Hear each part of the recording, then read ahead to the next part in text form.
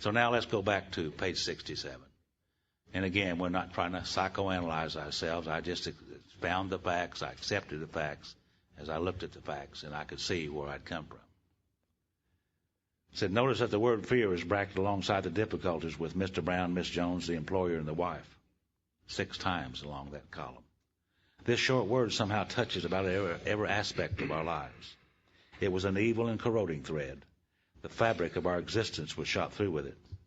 It set in motion trains of circumstances which brought us misfortune we felt we didn't deserve. You know, you do the crime, you do the time. That's the way that is. But did not we ourselves set the ball rolling? See, I did that myself, to me, because I didn't know any better.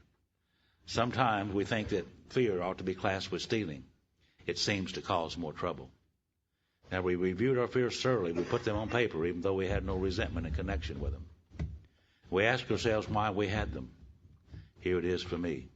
Wasn't it because that self-reliance failed? Self-reliance was good as far as it went, but didn't go far enough.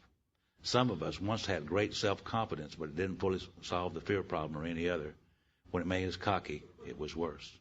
So what we're going to do here this morning is basically, it's about the same thing that we did with the resentments. We have a little list here, and it's a review of our fears. And we're simply going to look at our fears, where they come from, the ideas, emotions, and attitudes behind them, and what we're fearful of, and we're going to write them down in these columns, just like we did with the resentments. And it won't take very long to do this. In the first column, it says, who or what did I fear? I list people, institutions, or principles whom I fear. And again, in column 1, I simply write down the people, the institutions, and the principles that I feared, leaving a little space from top to bottom, 1 column at a time. And we list those. Now, we men tend to say, well, we don't have much fear, we're tough, we're macho. Now, we're not talking about physical fear anyhow. We're talking about all these fears that run through the mind from time to time, and I think if we carefully look at them, we'll find that we all have fears connected certainly with our marriages. We have fears connected with our children. We have fears connected with our jobs. We have fears connected with the Internal Revenue Service. We have fears connected with the police department. We have fears connected with the federal government. We have fears connected with the church. We could just go on and on and on and name literally thousands of fears that people have. Now, I'm not going to attempt to psychoanalyze myself. I'm not going to say, that these fears are things that come from things way back in my early childhood, like mother setting me sideways on the potty when I'm 2 years old or something. Some fear we're supposed to have anyhow. It's just like resentments. Fear can be used for a worthwhile purpose if they're used right. Mainly what we're looking at are these fears in our head that just continually kind of control us and rule us and dominate us. We've made a decision to let God direct our thinking. And if we have that many fears, then God can't, the fears do. And I found out the same thing here with these fears that I did with resentments. I didn't think I had very many fears. Instead, I started putting them on a piece of paper. You can only see one at a time in your head. But as I began to fill out sheet after sheet after sheet, I began to realize how much fear really does control me, rule me, and dominate me. So I did the same thing that I did with resentments. Started top to bottom, listed each fear, leaving a little space between each one of them. And it's amazing when we see how much fear we really do have. We'll never see it till we put it on a sheet of paper. Joe? See, for many years, I didn't think I had any fears at all. I thought it was a very, very brave attitude that I had. And after I filled out this first column, I could see that the fears was throughout my whole attitude and outlook on life. It permeated every part of my life. I was fearful of everything and everyone, and I did not know that. I didn't know that. So I go to the second column. No, he got it on his mind this morning, hadn't he, huh? Yeah. I can hardly wait. I believe he must have got over his headache. Yeah. Got brain damage this morning thinking about it. So I simply go to the second column, and I write down beside each of these people or principles or institutions of whom I'm fearful. What am I afraid of in conjunction with those people? Am I afraid they're going to do something to me? Am I perhaps going to go to jail for some of the things that I did? Am I going to lose something of value? Am I going to lose face? Will it result in divorce? Will it destroy a personal relationship? Might lose my job? Those kind of questions I ask myself beside each of those people and institutions and principles as I listed in step 1. And once again, as we fill out that second column and we begin to look at these fears, we're going to find that nearly all of them are going to revolve around about one of 2 or 3 things anyhow. Nearly every fear I've ever had revolves around the fact that I'm either not going to get something that I really want, or I'm going to lose something I've already got, or I've done something to another human being I shouldn't have done, and I'm worried to death about what they're going to do whenever they catch me. Nearly all of them will center somewhere around those things. So we simply just put down the cause of the fear. And again, I'm not going to say, well, I'm afraid of the dark because Mother set me on the potty sideways. Some fear I'm supposed to have. You betcha I'm a little bit afraid of the dark. Why? Well, I don't have headlights and I can't see at night, and that keeps me from getting hurt. It brings caution. I'm a little bit afraid of the heights. Why? Well, I don't have wings and I can't fly. Keeps me from getting hurt. But if those kind of fears should keep me from going outside after dark, if they should keep me from riding in an elevator or an airplane, then I better look at them very closely. They're beginning to really, really rule me and dominate me.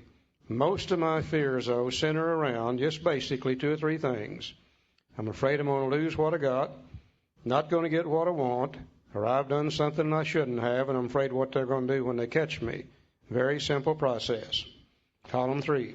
Go to column 3 and what part of self was affected. And again, that's why I need that information on the basic instincts of life and the working knowledge of some of those words and ideas to enable to do the 3rd column. If you don't have a God in your life and you're living without God and you don't need other people and you're living on your own will, then there's only one thing you can do, and that's to try to satisfy your basic instincts of life. And that's what I was doing. I was operating on my own. So what part of myself was affected? Was it my self-esteem? Was it my security, my ambitions, personal or sex relations which have been interfered with? Those are the things that happened, and I look down at the 3rd column, and beside each name, again, in each instance, I write down one of those basic instincts of life, the part of me that was affected by these things. I can't experience fear unless there's a threat to one of the basic instincts of life. And I found out as I filled out the 3rd column, just like I did with resentments, I found out where fear comes from. I didn't know where resentments came from. I didn't know where anger came from. I didn't know where fear comes from. Today I realize it comes from a threat to one of these basic instincts of life. And just like with a resentment, if my basic instincts are at the level that God intends for them to be, if my relationship with God is right, then you can do about anything you want to me, and I'm not going to experience fear because of it. But I'll guarantee you, if my instincts are not under control, my relationship with God is not right, then about anything you do or say to me is going to create fear. Absolutely amazing what we learn about ourselves just by filling out these simple little columns. Now let's go to the 4th column. Go to the 4th column, and we try to put out of our minds all these things that happened so far, and we write down, what did I do? What did I do to set the ball rolling? Did I do the crime to do the time? Yes, I did that. Was it when my wife was going to divorce me and I was fearful of it? What did I do? What were some of the things that I did? Well, I was uncaring for her. I didn't care about her, didn't consider her in any manner, in any way, and therefore I was afraid, and I didn't know that. See, I really didn't know that I was afraid of those things. It told us way back in step 3 that we invariably find that we've made decisions based on self, which later placed us in a position to be hurt. And we've made decisions trying to satisfy our basic instincts of life. And running on self-will, those basic instincts become insatiable things. We never get enough to satisfy them. And we're continually doing things that end up hurting and harming and creating other people. And then we got to be scared to death what they're going to do whenever they catch us. And even if they don't catch us, the guilt and the remorse eats us up here, just like with resentments. So we begin to look at the part we played, and we find that we did the same thing with fears that we did with resentments. As we played them over and over and over in our head, we actually distorted the picture. And the fears that we have in our head today are not true. Oh, they started on truth, but they are no longer true. You see, well, that's one of the definitions of one of those wrongs. Fear is incorrect believing. And if we carefully look at each one of these fears, we're going to find that they're absolutely wrong. They started with truth. We've distorted the picture. And once again, we've used them to transfer blame to others so we don't ever have to look at ourselves. Same identical thing as with resentments. Now let's look into the fifth column. In the fifth column, I simply looked down in these instances. Was I selfish in those interests? In those particular items? Yes, I was very selfish. Because I was so fearful, I was selfish. I was afraid I was going to lose things that I already had, or I was afraid I wasn't going to get some things that I wanted. Was I dishonest? Yes, I was dishonest. I took things from other people that didn't belong to me. And I was very dishonest. It seemed to me like to be successful in any manner was okay with me. So I was extremely a dishonest person, and I didn't know that particularly. And then I was self-seeking and frightened and inconsiderate of other people for sure, because I wanted what I wanted when I wanted it, and I didn't make a damn how I got it, was the way I looked at my life. And if you got in my way, you just shouldn't have. So I was a very selfish, self-seeking, frightened, and inconsiderate individual, and I did not know that. You know, it's absolutely a life living on hell. Whenever you're scared to death, you're not going to get something, you really do want it. And then through dishonesty, you go ahead and get it. And then you got to be scared to death what they're going to do whenever they catch you. And even if they don't catch you, the guilt and the remorse eat you up. And our lives really do become an absolute living hell in trying to satisfy these basic instincts of life. And we just really drive ourselves absolutely dingy until we get an opportunity to truthfully look at these things. Now, out there in that fifth column, once again, we see the exact nature of the wrong. The fears are what's wrong, the wrong, because we find out most of them are incorrect.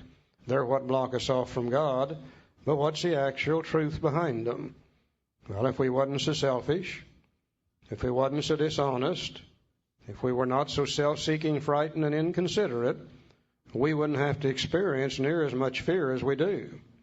But I'll guarantee you, if I stay selfish, dishonest, self-seeking, frightened, and inconsiderate, the same old things are going to drive me.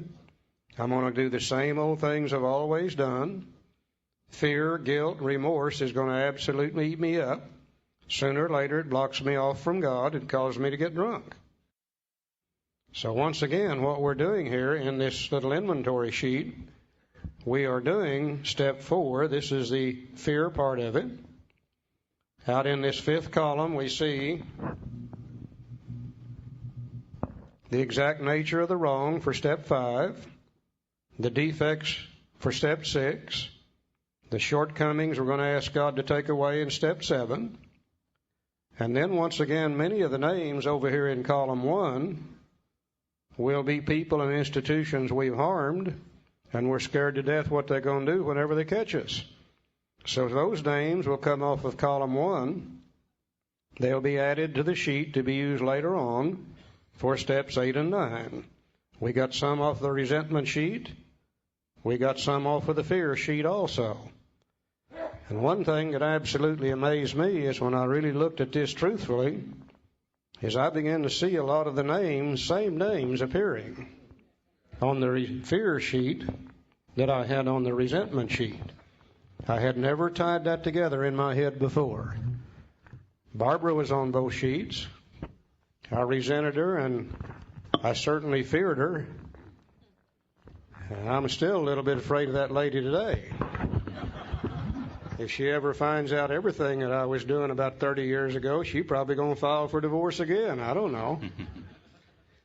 I resented the Internal Revenue Service, and I feared the Internal Revenue Service. They were also on both sheets. I never really had tied that together in my head.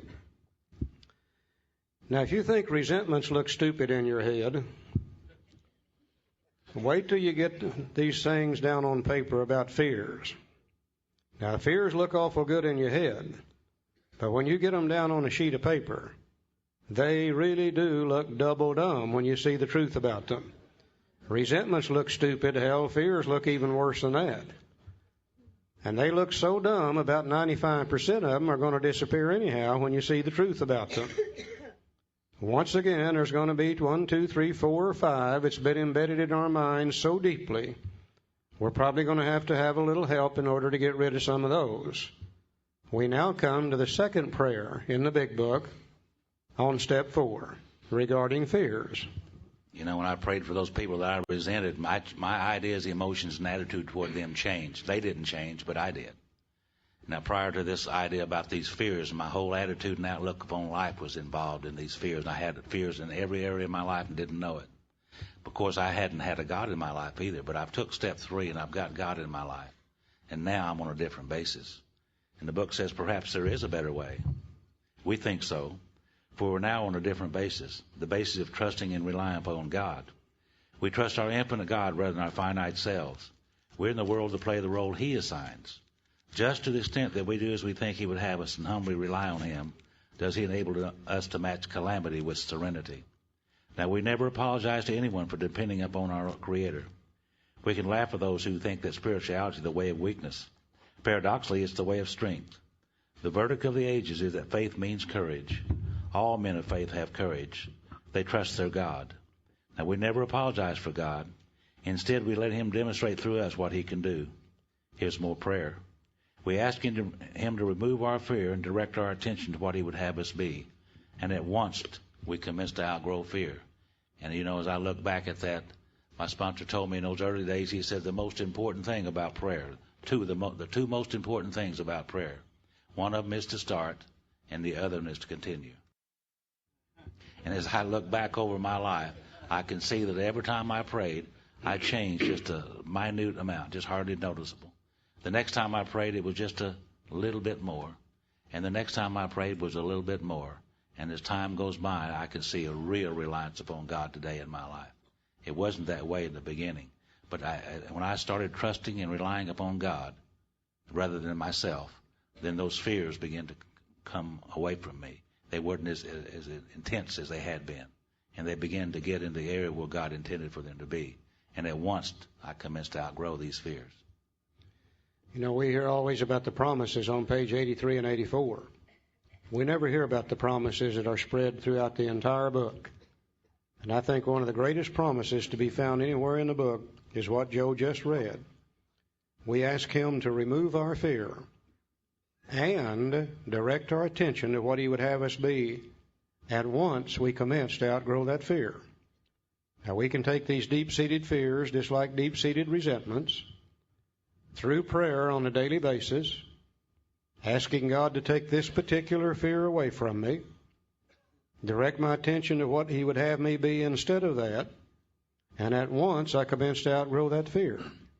And over a period of days, as He directs my attention to what He would have me be, and I try to be that, as I ask Him to take that fear away, some morning I wake up and that fear is gone. It really, really does work. And I think the reason that it really works is when we're asking God to take it away and direct our attention to what He would have us be, then that's one of the great expressions of courage and faith that we human beings can have. Courage, faith, and fear will not exist on the same plane. The fear will be replaced by the courage to do the opposite of that fear. And as we begin to change, it'll be replaced by faith that God really can do these things. And slowly we can remove those fears too.